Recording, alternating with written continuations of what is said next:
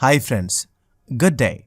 Today let us try to understand about what is debt consolidation, types of debt consolidation, benefits and cons of debt consolidation through this video.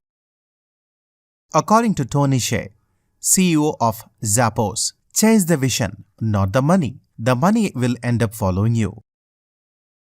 Before we go in, please subscribe for more videos.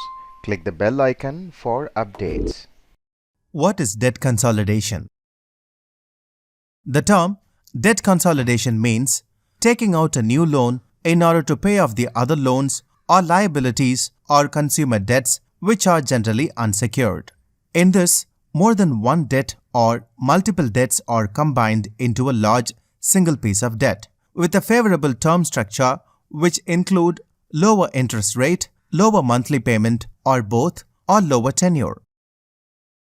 In this, the amount received from the new loan is used to pay off all the other debts. Generally, debt consolidation is used as a tool to pay off student loan, credit card debt, personal loan, and other liabilities which are unsecured.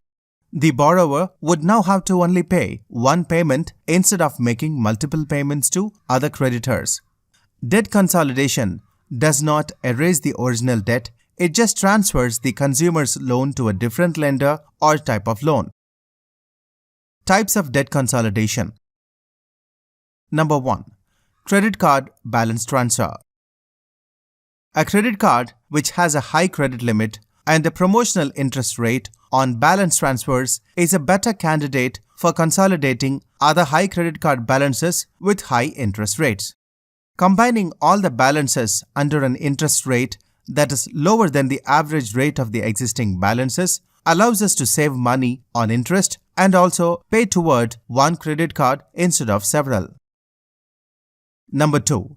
Debt consolidation loan. Lenders often tend to offer unsecured personal loans, which are the debt consolidation loans specifically designed to pay off all the remaining debts. Debt consolidation loans usually have a fixed interest rate and repayment period for more stable repayment terms. Number 3. Student loan consolidation.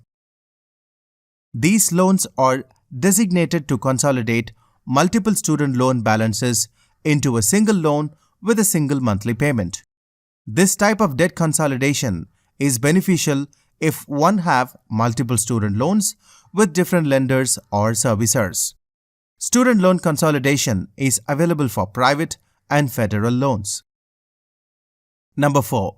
Home equity loans and lines of credit. These loans and line of credit allows the person to borrow up to 80 to 85% of the home's equity. A home equity line of credit, that is HELOC, is similar to that of credit card in which the person has access to the money whenever they need it and only pay the interest on the amount actually borrowed. This option allows to take certain amount of money and repay via fixed repayments over a set period of time or term. A series of fees need to be paid to finalize HELOC. Then the person is allowed to take money from the loan or line of credit and pay off their existing debts, whether credit cards, personal loans, or other borrowed money. Number 5. Cash out mortgage refinance. It is a type of mortgage refinance in which the person gets more than they owe on their first mortgage.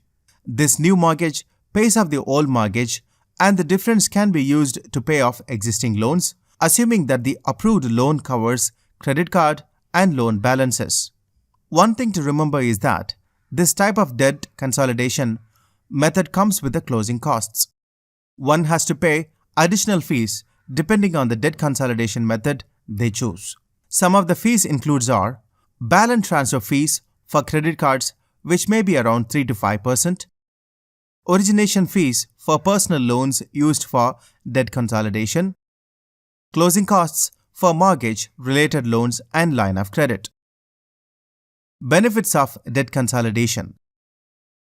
Number 1. Repay debt early. Taking a debt consolidation loan may help the borrower to put their total payoff to a faster track, especially if they have a significant credit card debt. Credit card don't have a timeline set for completely paying off the balance, whereas a consolidation loan has fixed payments every month with a clear start and end to the loan. It means you will be paying the debt faster with overall low interest. Number 2. Simplify finances. When the debt is consolidated, it makes it much easier for the borrower in case of due dates. One doesn't have to worry about multiple due dates each month as they have only one payment to make. This simplifies the budgeting and have lesser opportunities to miss the payments. Number 3. Lower interest rates. A person is likely to get a lower interest rate with debt consolidation loan than what they are paying currently for the credit card. For example, average credit card interest rate is around 16.03%, whereas personal loans average is around 11.88%. Of course, this varies depending on the credit score, the loan amount, and term length. Number 4. Have a fixed repayment schedule. Debt consolidation gives a fixed repayment schedule. Payment and the interest rates remain the same throughout the term of the loan, and there is no unexpected fluctuations in the monthly debt payment. Number 5. Boost credit. Consolidating the debt can improve one's credit score, particularly if they are making timely payments of the loan, as payment history plays an important role in calculating the score. Cons of debt consolidation. It doesn't mean that the debt is gone. Consolidating debt does not guarantee that the debt is gone or that the person won't go into debt again. What one has to do is that consider and identify all the factors that cause the debt in the first place and make adjustments, the budgets and spending habits in order to prevent the situation from reoccurring. Number 2. You may pay a higher rate. May not be qualified for an interest rate that is lower than the current existing balance.